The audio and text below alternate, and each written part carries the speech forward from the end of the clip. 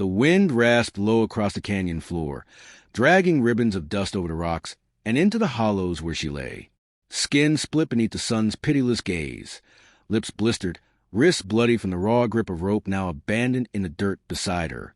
Maribel blinked against the glare, lashes thick with grit. Every breath a gamble between survival and surrender. The buzzards had circled at dawn. Now they waited. She could barely remember the last words said to her. Something spat through clenched teeth. Something about poison and devils walking in petticoats. Fear had spread like fever through the wagon circle. When the preacher's baby took ill, when her husband dropped dead beside the fire with foam on his mouth. Eyes turned, whispers festered, and one night beneath the weight of their dread, they tied her hands and dragged her from the light of their torches. The ache in her legs no longer screamed. It murmured, soft and strange, like limbs that didn't belong to her anymore. She cried the first night. The second, she'd prayed. Now she just waited. The earth was quiet, and that was the cruelest part.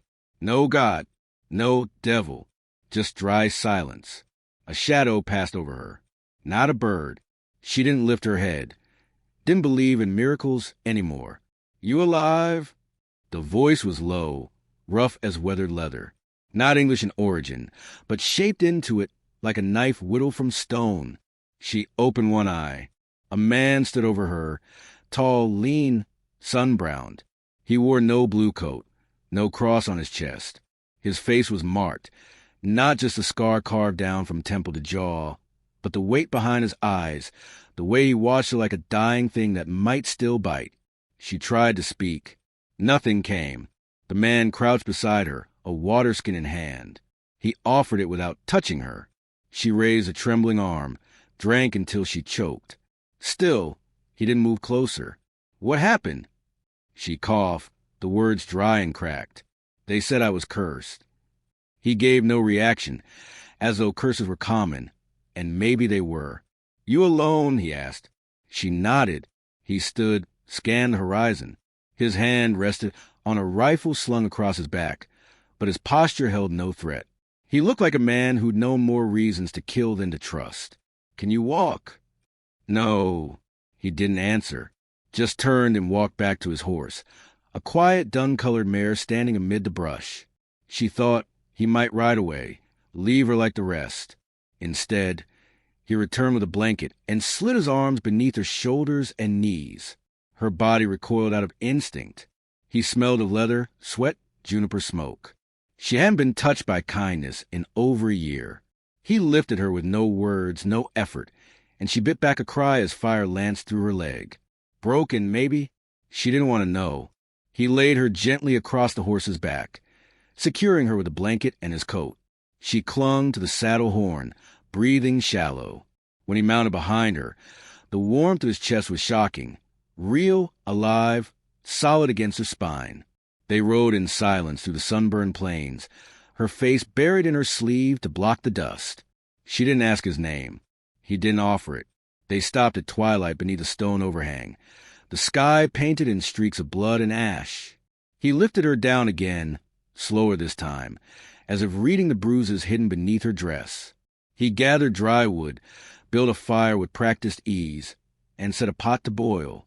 The wind changed, carrying the scent of pine and rabbit meat, her stomach twisted with need. He handed her a strip of jerky. She took it, watching him over the flame. His eyes were the color of storm clouds over red rock, his cheekbones high, mouth firm. The scar made him look colder than he was.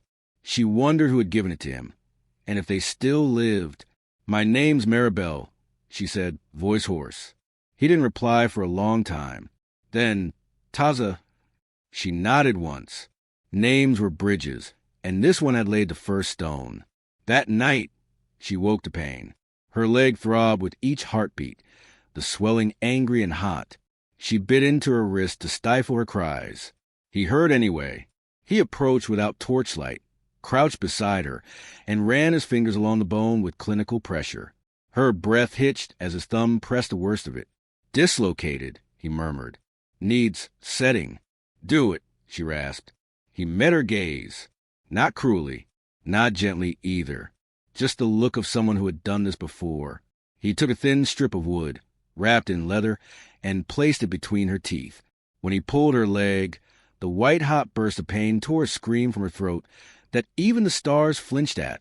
She fell back, trembling, teeth bloodied. He wrapped the joint with cloth and left her to weep in peace. The next morning, he was already moving, packing, skinning, watching the sky. She tried to stand and failed. He watched impassive. "I won't slow you," she said. He grunted. "You already have." It wasn't cruel, just truth. Still, he made a sling from rope and wood and tied it across the horse's flank so she could lie without pain. They traveled for hours each day. When she asked where they were going, he said only away from them. At night, she told him about her husband, how he drank, how he hit, how his death was the only mercy she'd known, even if it cost her everything. She asked if he believed her. Taz's answer came slow. "I believe no one leaves a woman to die unless they're afraid of her living." That was the first time she saw him smile. It was brief, like moonlight on a knife, but it was real. On the fourth day, they crossed a dry riverbed lined with cottonwoods. A crow called once overhead. Taza stopped abruptly. She followed his gaze and saw the glint of metal in the distance. 2 riders, white men, armed. His whole posture shifted, rifle unshouldered, his body one with the land. She felt it too, the dread threading through her gut. "Do they know me?" she whispered. "They don't need to," he said. "A woman alone is reason enough." They turned back, riding hard. Dust rose behind them, the sky beginning to boil with distant thunder. When they stopped for the night, she asked, "Why'd you save me?" He didn't answer right away. He stared into fire, jaw tight. Then low, "Maybe I'm tired of burying people I could have saved." She said nothing, just reached out and laid her hand beside his on the dirt between them. The fire crackled, and neither of them pulled away. The wind shifted as they moved into higher country, less dust, more stone, and the copper scent of coming rain. Maribel rode with her eyes half closed against the cold light of morning, bundled in a woven blanket that smelled faintly of smoke and sage. The pain in her leg had dulled to a low throb, manageable now.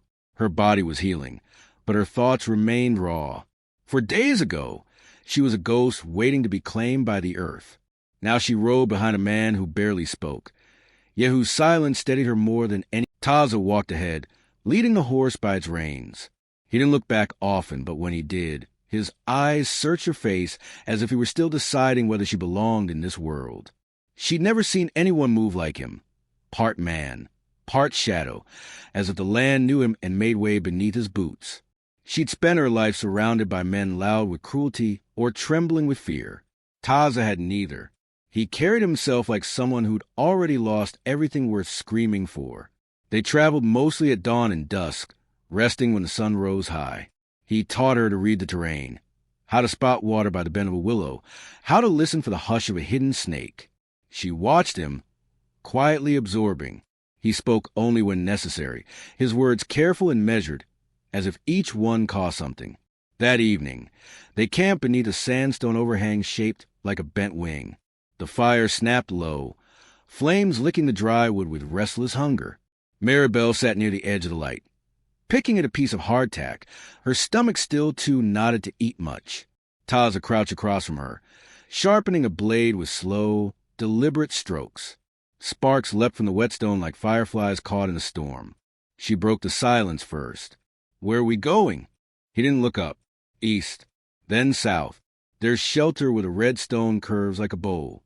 Nobody comes there. Your people?" "No." She hesitated. "You don't live with them?" A pause. Then, not anymore. She wanted to ask why, but didn't. She'd learned that answers from Taza came like rain in the desert, rare and often more trouble than relief. "Thank you," she said instead. His eyes flicked to hers. "For what?" "For not leaving me." He shrugged. "You were alive. That's enough." They sat without speaking for a while. Insects sang low in the brush, and somewhere nearby, an owl called out a soft, lonely sound. The night pressed close. She felt the tension in her shoulders soften just a little. Later, After the fire had died to coals, she dreamed of horses screaming, of rope at her throat, of boots dragging her across gravel. She woke with a gasp, her breath thick with panic, hand reaching instinctively for something. Someone. Taza was there, seated just a few paces away, watching the horizon. He didn't move, didn't speak. But in that moment, his presence felt like the only solid thing in a world prone to shifting. They broke camp at first light. She could walk with help now, leaning against a horse or using a walking stick Taza had carved for her. He watched her carefully, corrected her footing without touching her, nodding once when she got it right. She began to find rhythm in the movement, pain giving way to resolve. By the second afternoon, they passed through a grove of junipers twisted by wind and time. The air tasted of coming rain, sharp and clean. Maribel paused to rest against a rock, catching her breath. Taza scanned the tree lean, then stiffened. "What is it?" she whispered. He didn't answer, just lifted his rifle and motioned her low. She slid down behind a boulder, heart thudding. Moments later, two riders emerged from the trees. White men, grizzled, dust-coated, armed. They hadn't seen her yet, but they'd seen him. One of them laughed. "Well, I'll be damned. Ain't that a Navajo pup?" The second spat. "What's he doing with a white woman's horse?" Taza didn't move. The wind rattled dry leaves between them. "Think he's got a girl stashed away?" the first man said, eyes narrowing. "Maybe we ought to ask." Maribel's breath caught. Her hands were shaking, fists clenched in the dirt. She looked at Taza. His face gave nothing away. But when he stepped forward, rifle raised, there was something final in the way he moved. "Turn back," he said. "You don't want this." The men chuckled. One unholstered his pistol. The crack of Taza's rifle shattered the stillness. One man dropped instantly, his body slamming against stone. The other wheeled his horse and fled, curses trailing behind him like smoke. Maribel rose slowly, limbs trembling, her eyes locked with Taza's. She expected coldness, maybe even regret, but there was only that storm-gray calm. "They would have taken you," he said. She swallowed hard. "I know." Back at camp, she sat in silence for a long time, knees pulled to her chest. Taza skinned the rabbit he'd caught before the interruption, his hands steady despite what he'd done. She watched the blood stain his palms, watched the steam rise from the pot. "You've killed before," she said, voice soft. "Yes." "Does it ever go away?" "No." She nodded. Somehow, she was grateful for the honesty. "I couldn't do it," she admitted. "Couldn't pull the trigger." "You will, when you must." That night, as rain finally broke open above them, she curled beneath the blanket, listening to its rhythm on the stone. Across the fire, he sat with his legs crossed, eyes closed, as if remembering a song no one sang anymore. Lightning cracked in the distance. She felt its echo in her chest. She looked at him then, really looked, not as a savior or a shadow, but as a man shaped by wounds he never showed. She didn't know his whole story, but she knew enough. He was the kind of man who'd carry another's pain without speaking of his own. And for the first time in her life, that felt like safety. When she closed her eyes, she did not dream. The wind settled into a hush by the time they reached the basin, where red cliffs curved like the broken lip of an ancient bowl. The cave behind them gave way to open sky and silence, and before them stretched a small clearing spotted with faded wildflowers and the bones of what had once been a home. A tattered fence still stood in places, leaning in gray, each post a weary sentinel. The cabin had no roof left, just blackened timbers and one cracked window, catching the afternoon light, like a sorrow remembered too late. Taza dismounted and led the horse to what remained of the corral. Maribel stood at the edge of the clearing, arms crossed over her chest, gaze fixed on the scorched cabin. Her breath caught when she saw the charred cradle lying half buried in ash beside the doorframe. She stepped forward, slowly, like she was stepping into someone else's grief, and maybe she was. He didn't speak as he unpacked supplies or started a small fire near the stone pit, but she could feel something unspoken pulling at him like a tide. His shoulders heavier here, his hands more careful, like every step through this place awakened ghosts that walked just out of sight. "You lived here?" she asked softly. He nodded. Before the fire, before everything. She moved toward the collapsed doorway, kneeling beside what remained of a blanket, half-burned, wind-worn. A feather had caught in the folds. She lifted it and held it to her heart. "Why did you come back?" "I needed to remember what I still owed." She looked up at him. "And what's that?" He didn't answer, just turned away and threw a handful of dried juniper into the flames. Smoke curled upward, sharp and fragrant, biting the back of her throat. They worked side by side without speaking, cleaning out what could be salvaged. Taza rebuilt the fire ring with fresh stones. Maribel cleared the path of dead branches, her leg aching but her body stubborn. She didn't ask for rest. She needed the work to anchor her, to matter. That night, they sat before the fire as coyote howls rose in the distance. The stars overhead pulsed bright and cold. She wrapped herself in a wool blanket and leaned back against a stump, studying the man across from her, the way his jaw clenched as he stirred the embers, the way he never looked too long at the ruins behind them. "Did you bury them here?" she asked gently. He nodded once. "Will you show me?" He hesitated, then stood. She followed him past the clearing, into the trees where the earth had been disturbed long ago. 2 stones rested there, unmarked, one smaller than the other. Around them, wild grasses had grown tall, touched now by silver moonlight. Maribel knelt and touched the dirt. She didn't pray. She didn't speak. Just let the moment pass between them. Quiet and sacred. When they returned to the fire, she sat closer than before. Not touching, but near enough that their warmth could pass between them. The fire crackled low. "I named him," she said suddenly. "The baby I lost." Taza turned his head. "Samuel, just now in the cave, when you told me to." He didn't speak, but something in his expression shifted. Grief softened by understanding. A hawk cried out somewhere in the distance, then silence returned. Taza set down the pot he'd been tending and reached into his satchel. He pulled out a small, leather-wrapped bundle and handed it to her. "What is it?" she asked. "Charm bundle. From my wife's aunt. For protection. She gave it to Sayan when she was born." Maribel hesitated. "I can't take this." "It's not for you. It's for the child you'll carry one day, if you choose to." She blinked, startled. "You think I'll?" "I think you're still living, and that means anything is possible." Her fingers closed around the bundle. For the first time since her life shattered, she believed him. The next day, the rhythm of rebuilding began. They scavenged old nails, reforged them in the fire. Taza shaped wood into beams, and Maribel helped him raise a frame for a small lean-to beside the old house. There was peace in the repetition. Hammer, cut, carry, rest. No past, no fear. Just work and breath and light. At midday, a shadow crossed clearing. Taza's knife was in his hand before the figure spoke.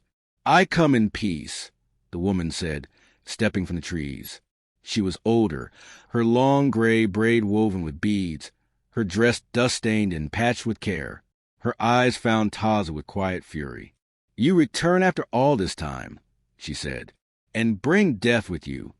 Maribel stepped forward instinctively, placing herself slightly between them. "Who are you?" she asked. "I am his blood," the woman said. "His aunt. I warned him once." He didn't listen, and now the white world follows him like a plague. Taza's voice was quiet, but hard. "I saved her. Then you invited war." The woman opened her satchel and dropped a folded paper onto the dirt. Maribel picked it up. A bounty flyer, her name scrawled in block letters. "Accused of poisoning. One alive or dead." "2 men came through our village yesterday," the aunt said. "One had a bullet wound. Said his brother was gunned down by a savage protecting a white witch." Taza's eyes narrowed. "They're organizing. A posse. Headed this way. 10 men, maybe more. They aim to collect." The wind shifted. The fire's smoke bent toward the east. Taza looked at Maribel, and her pulse kicked like a wild thing. "How long do we have?" she asked. "Not long," the aunt said. "They'll ride fast, and they'll shoot first." Maribel gripped the charm bundle tighter. The ground beneath her felt suddenly fragile, like one wrong step might shatter everything. Taza looked out toward the open sky, jaw tight. "We have one night," he said. "That's enough." "For what?" she asked. "For choosing how we'll end this." Dawn broke with a copper glare, the sky bleeding into horizon, as if the land itself sensed what was coming. Taza stood at the edge of the clearing, rifle in hand, his silhouette carved against the rising sun. Maribel tightened the leather strap on her borrowed pistol, her heart thundering beneath the wool shawl she wore. Neither of them spoke. The fire they had built through the night had burned low, leaving only the scent of smoke and juniper to mingle with the tension in the air. The old ant had left before first light, muttering prayers in a language Maribel didn't understand. Taza had not stopped her. He hadn't asked for blessings, nor forgiveness. He only sharpened his blade and checked his traps, moving with the surety of a man who had already chosen his fate. Maribel watched him, feeling a strange stillness settle inside her chest. Fear was still there, sharp and bitter, but it no longer ruled her.